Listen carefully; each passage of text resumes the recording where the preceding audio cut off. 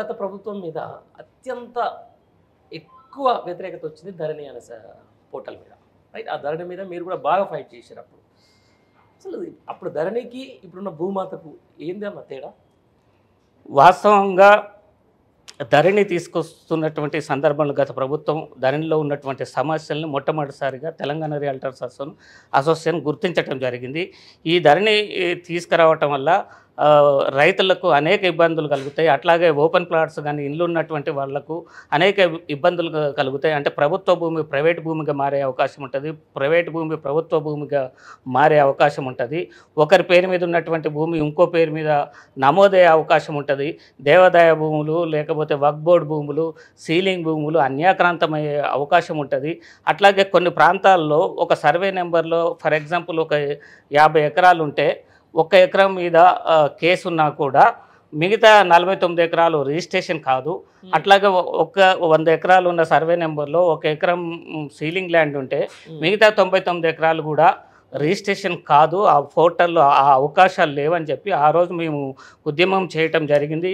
రియాల్టర్స్గా ఆ రోజు ఉన్నటువంటి ప్రభుత్వం ముందు కనీసం ఈ వ్యవసాయేతర ప్రాపర్టీస్నైనా ధరణి నుంచి మినహాయించండి అని చెప్పటం, ఆ ప్రభుత్వం నిజంగా కూడా వ్యవసాయేతర అంటే ఇండ్లని ప్లస్ ఓపెన్ ప్లాట్స్ని ధరణి నుంచి వెనుకకు తీసుకున్నది, ధరణిని రద్దు చేసుకున్నది.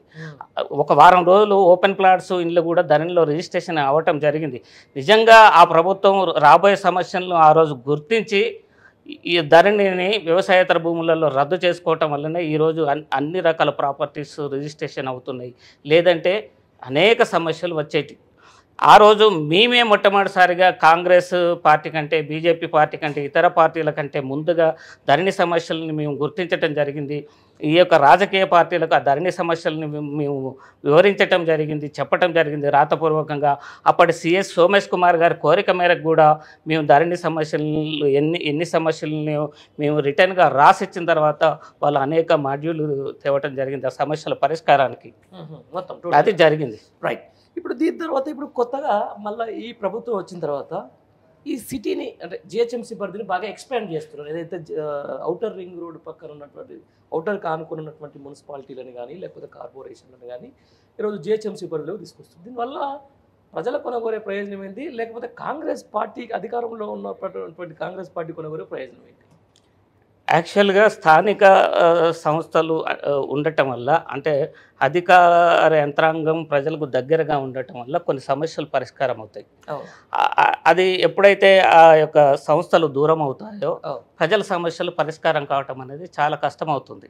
జిహెచ్ఎంసీ ఇప్పుడు చాలా చుట్టూ ఉన్నటువంటి బోడుప్పలు, పీర్జాదిగూడ, ఇట్లాంటి బడంగపేట, మణికొండ ఇట్లాంటి మున్సిపాలిటీలను జిహెచ్ఎంసీలో కలపటం వల్ల ఏమవుతుందంటే పరిపాలన అనేది దూరం అవుతుంది, ప్రజల నుంచి దూరం చేసినట్టు అవుతుంది వాస్తవంగా. అయితే దానివల్ల ప్రజలపైన కొన్ని ట్యాక్స్ల భారం కూడా పడే అవకాశం ఉంటుంది. అంటే జిహెచ్ఎంసీ పరిధిలో మొత్తము భూముల మీద ఒకే రేటు నిర్ణయించవచ్చు. ఇప్పుడు ఫర్ ఎగ్జాంపుల్ నారపల్లి, గట్కేసర్ ప్రాంతాల్లో 2500 మార్కెట్ వాల్యూ ఉంటుంది. జిహెచ్ఎంసీలో దాన్ని కలిపితే ఒక్కసారి 20,000 పెరుగుతుంది. దానివల్ల ప్రజల మీద చాలా రేట్లు పడుతాయి, ట్యాక్సులు కూడా పెరుగుతాయి. జిహెచ్ఎంసీకి విలేజ్లకు చిన్న చిన్న మున్సిపాలిటీలకు తేడా ఏంటంటే ట్యాక్సులు తక్కువ ఉంటాయి చిన్న చిన్న మున్సిపాలిటీలలో కానీ గ్రామ పంచాయతీల్లో కానీ. అవన్నీ జిహెచ్ఎంసీ ఎన్నికల్లో జిహెచ్ఎంసీలో కలపటం వల్ల మొత్తం ఒకే రకమైనటువంటి ట్యాక్స్ విధించబడుతుంది. ప్రభుత్వ ఖజానా నింపుకోవడం కోసమే ఈ యొక్క ప్లాన్ చేస్తుందనేది మేము అనుకుంటున్నాం. అంతేనా? అంతే, ఇంకా అంతకు తప్ప ఇంకేముంటుంది? ఇంకా పెద్ద పెద్దగా ఏం లేదు. ప్రజలకు ఉపయోగం ఏముంటుంది దానివల్ల? బాగా ఫైట్ చేసినప్పుడు గవర్నమెంట్ మీద నేను ఏమంటున్నా, ఇప్పుడు డిజిటలైజేషన్ అనేది మస్ట్ అండి. అప్పుడు బీఆర్ఎస్ గవర్నమెంట్ చేసింది కరెక్ట్ పని, దాని పేరు ధరణి పెట్టిరు. కాకుంటే అక్కడ రెవెన్యూ అధికారులు రైట్ పర్సన్స్ ఉండకపోవడం వల్ల, వాళ్ళు సరిగా పని చేయకపోవడం వల్ల ధరణిలో అనేక సమస్యలు వచ్చినాయి. డిజిటలైజేషన్ అనేది మస్ట్. వీళ్ళు ధరణిని ఆ రోజు రద్దు చేయొచ్చా అని నన్ను అడిగారు కాంగ్రెస్ నాయకులు. మేము అంటే వాళ్ళు రైతు డిక్లరేషన్ వరంగల్లో చేసినప్పుడు అనేక భూములకు సంబంధించినటువంటి విషయాలు నాతో చర్చించడం, వాళ్ళకి నేను చెప్పడం జరిగింది. డిజిటలైజేషన్ అయితే మనము ఖచ్చితంగా మీ ప్రభుత్వం ఏర్పడ్డా కూడా అది జరగాల్సిందే. ధరణి నేను రద్దు చేయలేరు. ధరణి పేరుని మాత్రమే రద్దు చేయగలుగుతారు. మీరు మీ ఇష్టం వచ్చినట్టు పేరు పెట్టుకోవచ్చు. భూమాత కాకపోతే సోనియా మాత అని పెట్టుకోండి, అభ్యంతరం లేదు అని చెప్పటం. అసలు వీళ్ళు ఆ యొక్క ధరణి అనేదే చక్కగా ఉన్నది పేరు, ప్రజలకు అంటే పలకడానికి కూడా అనుకూలంగా ఉంది. భూమాత అనేది అంత సూటబుల్ వర్డ్గా కూడా మేము భావించటం లేదు. దానివల్ల కాంగ్రెస్ పార్టీకి వచ్చే లాభం లేదు, ప్రజలకు వచ్చే లాభం లేదు. దాంట్లో ఉన్నటువంటి కొన్ని ఇప్పటికీ పరిష్కారం కానటువంటి సమస్యల్ని మీరు 8 నెలలైనా ఒక్క సమస్య కూడా పరిష్కరించలేదు.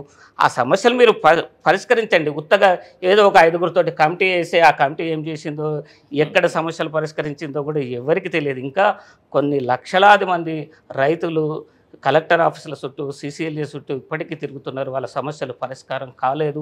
ఈ ప్రభుత్వం హామీ ఇచ్చి ధరణి సమస్యల్ని పరిష్కరించలేకపోయింది అనేది పచ్చి నిజం.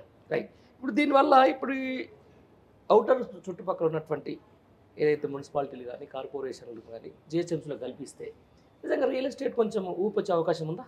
ఈ రియల్ ఎస్టేట్కు ఈ GHMCలో కలపడానికి అసలు సంబంధమే ఉండదు. రియల్ ఎస్టేటు డెవలప్ కావాలంటే లేదా రేట్లు పెరగాలంటే ఆయా ప్రాంతాల్లో మౌలిక వసతులతో పాటుగా ఉద్యోగ కల్పన అనేది చేయాలి. ప్రభుత్వం పలానా చోట మేము వరంగల్ రోడ్డులో ఒక ఇండస్ట్రియల్ కారిడార్, ఒక IT కారిడార్ను మేము అక్కడ పెడుతున్నాము అని చెప్తే అక్కడ రియల్ ఎస్టేట్ గ్రోత్ అవుతుంది. గత BRS ప్రభుత్వం ఆ పని చేసేది. రియల్ ఎస్టేట్ని ఎప్పటికెప్పుడు పడిపోకుండా హైప్లోకి తీసుకొచ్చేది. ఈ ప్రభుత్వం వచ్చిన తర్వాత అది చేయలేకపోతుంది. అక్కడే రియల్ ఎస్టేట్ ప్రస్తుతం డల్గా ఉంది. రియల్ ఎస్టేట్ డల్గా ఉండటం వల్ల అనేక వ్యాపారాలు కూడా డల్గా ఉన్నాయి. ప్రజల చేతుల్లో మనీ రొటేషన్ కావడం లేదు. ఖచ్చితంగా ఈ ప్రభుత్వాన్ని మేము డిమాండ్ చేసేది ఏంటంటే రియల్ ఎస్టేట్ వ్యాపార అభివృద్ధి కోసము మీరు చర్యలు చేపట్టాలి, లేకపోతే రియల్ ఎస్టేట్ చాలా దారుణంగా పడిపోతుందని చెప్పి ఈ ప్రభుత్వాన్ని మేము తెలియజేస్తున్నాం. ఇప్పుడున్న ముఖ్యమంత్రి రియాల్టర్ కదండి, ఇదంతా ఆయనకు తెలిసిన విషయం ఏంటంటే ఆయనకు రియల్ ఎస్టేట్ అనేది ఆయన స్వయంగా ఏదో లేఅవుట్లు చేసి ఇంకేదో చేసి పేద మధ్యతరగతి ప్రజలను దృష్టిలో పెట్టుకొని చేసిన వాళ్ళు కాదు వీళ్ళంతా.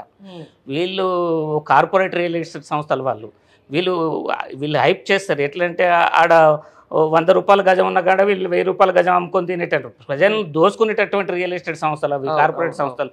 వాళ్ళకు మద్దతుగా ఉన్నటువంటి వాళ్ళలో భాగస్వాములు, అట్లాంటి సంస్థలని వీళ్ళు నిర్మించుకున్నటువంటి వ్యక్తులు. వీళ్ళు మామూలు ప్రజల కోసం ఏమి చేసినటువంటి దాఖలు లేవు. ఆయన రియల్ ఎస్టేట్ వ్యాపారే, కానీ కార్పొరేట్ రియల్ ఎస్టేట్ వ్యాపారి. మళ్ళీ ఒకటి ఉందా ఇంకా? అవి దోపిడీ సంస్థలు. అనేక కార్పొరేట్ రియల్ ఎస్టేట్ సంస్థలు ప్రజల్ని దోచుకొని చేతులెత్తేసిన సంగతి మనం చూసినాం. అంతేనా? వీళ్ళంతా ప్రీ లాంచ్ ఆఫర్ల మీద అమ్ముతారు. ప్రీ లాంచ్ ఆఫర్ అనేది మోసం అన్నట్టు. అంటే వీళ్ళు పెట్టుబడి ఏముండదు, ప్రజల డబ్బులతోటే వీళ్ళు అక్కడ వ్యాపారాన్ని కొనసాగిస్తారు. అంతే. వీడిది రూపాయి ఉండదు. ఒక కార్పొరేట్ లెవెల్లో మంచి ఆఫీస్ పెడతాడు, హైప్ చేస్తాడు. ఇక్కడ ఈ టవర్లు వస్తున్నాయి, ఆ టవర్లు వస్తున్నాయి, వాళ్ళకి అరచేతిలో స్వర్గం చూపిస్తారు.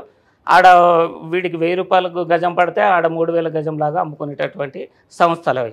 అట్లాంటి సంస్థలలో ముఖ్యమంత్రి, ఇతర మంత్రులు, ఇప్పుడు ఉన్నటువంటి ఎమ్మెల్యేలు వర్క్ చేసినటువంటి వాళ్ళు.